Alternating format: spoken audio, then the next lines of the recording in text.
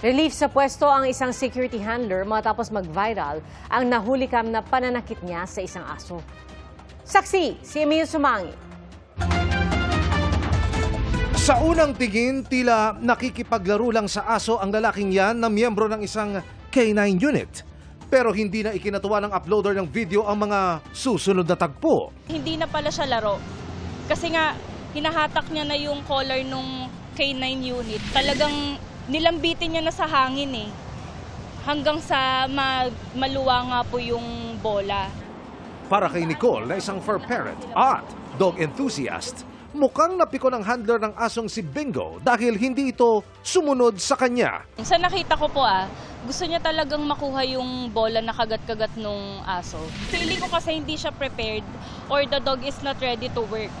Sinubukang kausapin ni Nicole ang K9 unit pero wala anyang nangyari. Kaya ipinost na lamang niya ang videong viral na ngayon. Regardless po kung ano yung gusto niyang gawin, there is a clear mistreatment on the dog.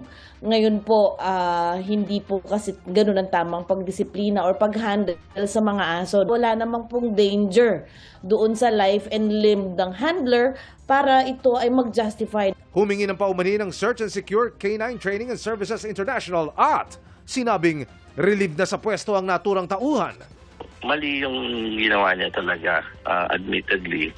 Kahit siya, humingi siya ng paumanin sa amin. Very apologetic siya. But of course, hindi naman yun reason para gawin yun. At the moment, the security K9 handler is under preventive suspension because, of course, for further investigation, the security K9 handler is no longer allowed to handle any dogs.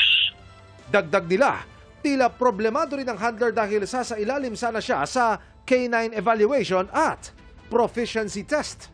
Under Republic Act 11917, na if your dog failed, ikaw din, hindi ka makakapag-post. So siguro, because they need a job and they need to practice, there is a proper way to remove that ball from the dog's mouth. Hindi yung merong maltreatment. So doon pa lang, may violation na siya talaga. Ang mga K9 po natin ay mayroon po itong buhay at pakiramdam. Kailangan po natin sila sa ating search and rescue or even bob sniffing, drug detection. Hindi po natin sila kailangang saktan at disiplinahin ng ganyan.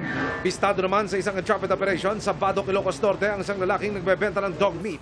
Ayon sa CIDG Ilocos Norte, nakatanggap sila ng informasyon mula sa Animal Kingdom Foundation na may nagbebenta ng karne ng aso sa lugar.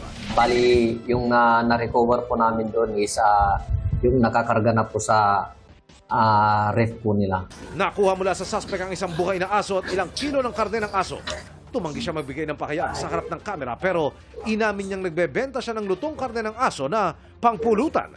Maharap siya sa mga kaukulang reklamo. Based doon sa kinandak na mga test by ng atin pong mga complainant, napatunayan po na talagang siya po ay nagbebenta ng nalutong karne ng aso at yun po buhay na aso din. Para sa GMA Integrated News, ako si Emil Sumangil, ang inyong saksi. Mga kapuso, maging una sa saksi. Mag-subscribe sa GMA Integrated News sa YouTube para sa iba't ibang balita.